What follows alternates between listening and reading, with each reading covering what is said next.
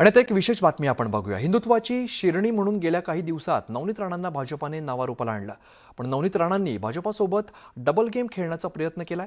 पक्षाच्या प्रचाराबरोबरच आपल्या पतीच्या पक्षाचा सुद्धा त्यांनी प्रचार सुरू केलेला आहे। दोन्ही दगडांवरती पाय ठेवून राजकीय खेळी खेळणाऱ्या नवनीत राणांचं राजकारण भाजपाच्या नेत्यांना काही रुचलेलं नाहीये। त्यामुळे भाजप नेत्यांनी तोंडावरच राणांना खडेबोल सुनावलेत। नवनीत राणांना बावनकुळेंनी सुनावलं।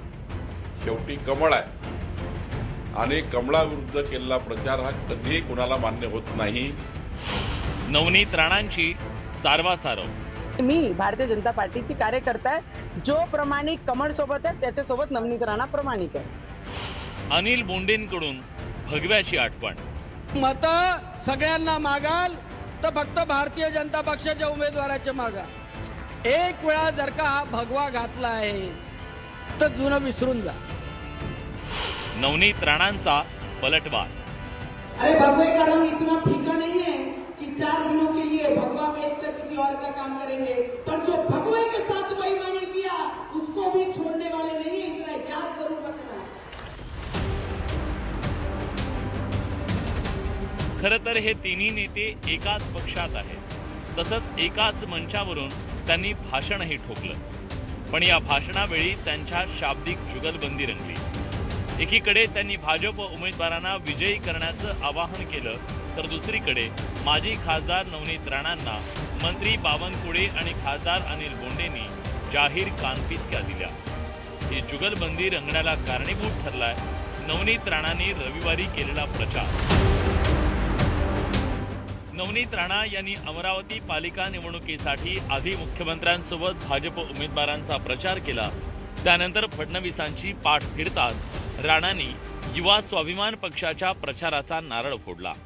अमरावती पालिका निवडणुकीत भाजप आणि नवनीत राणांचे पती रवी राणांच्या युवा स्वाभिमान पक्षानं युती केली। पण भाजपनं युवा स्वाभिमानी पक्षाला केवळ 6 जागा दिल्या, तर युवा स्वाभिमान पक्षानं तब्बल 34 जागांवर उमेदवार रिंगणात उतरवले। त्यामुळे इथं युती असूनही नसल्यासारखी आहे।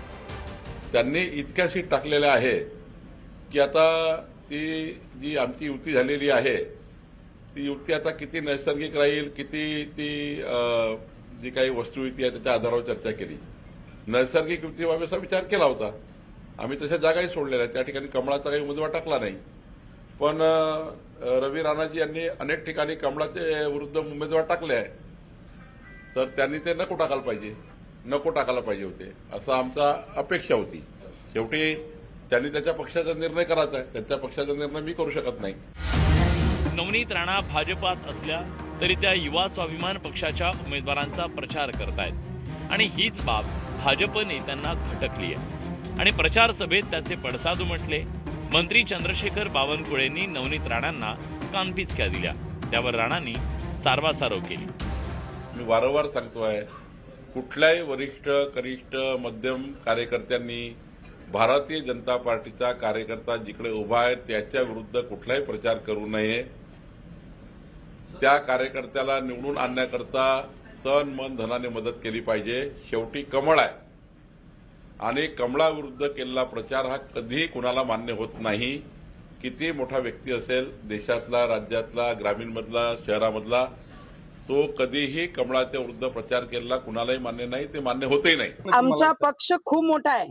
भारतीय जनता पार्टी सगळ्यात बिगेस्ट लार्जेस्ट पार्टी आहे पूर्ण देशामध्ये आणि मी भारतीय जनता पार्टीची कार्यकर्ता आहे। जो प्रामाणिक कमळ सोबत आहे त्याच्यासोबत नवनीत राणा प्रामाणिक आहे। काही तुमच्याच पक्षातल्या काही कार्यकर्त्यांनी, काही नेत्यांनी पालकमंत्र्यांकडे तुम्ही युवा स्वाभिमानचं काम करत होता कारण भाजपच्या आता उमेदवारांच्या या प्रभागामध्ये सुदगिरणीमध्ये स्वाभिमान आणि बीजेपी भारतीय जनता पार्टी युतीमध्ये आहेत। आता प्रचार करण तुम्ही पाहता गल्ल्या गल्ल्यामध्ये पदयात्रा काढत आहे आणि छोटे इलेक्शन असलेही सरी आम्ही भारतीय जनता पार्टीला डेडिकेटेड आहे। तर बावनकुळेंप्रमाणेच खासदार अनिल बोंडेंनीही नवनीत राणांना भगव्याची आठवण करून देत निशाणा साधला। स्टेजवरच्याही सगळ्यांना सांगतो, सगळ्या उमेदवारांना सांगतो की मत सगळ्यांना मागाल तर फक्त भारतीय जनता पक्षाच्या उमेदवाराचे मागा। एक वेळा जर का हा भगवा घातला आहे तर जुनं विसरून जा। माझा सख्खा भाऊ जरी उभा असता, शिवसेनेवर उभा असता, कोणत्या दुसऱ्या पक्षावर वायएसपीवर उभा असता, राष्ट्रवादीवर उभा असता, अजित पवारवर उभा असता, काँग्रेसवर उभा असता, कोणत्याही पक्षावर उभा असता तरी मी भगव्याला प्रामाणिक राहील. लोकसभामध्ये जेव्हा बरेचशा लोकांनी बाहेर निघून लोकसभामध्ये कमळाचा विरोध केला, मी एक गोष्टी सांगते, कमळाचा दुपट्टा घातलाय, कमळामध्ये राहून कमळाचा विरोध केला तर त्याला सोडणार नाहीये, एवढं लक्षात ठेवा.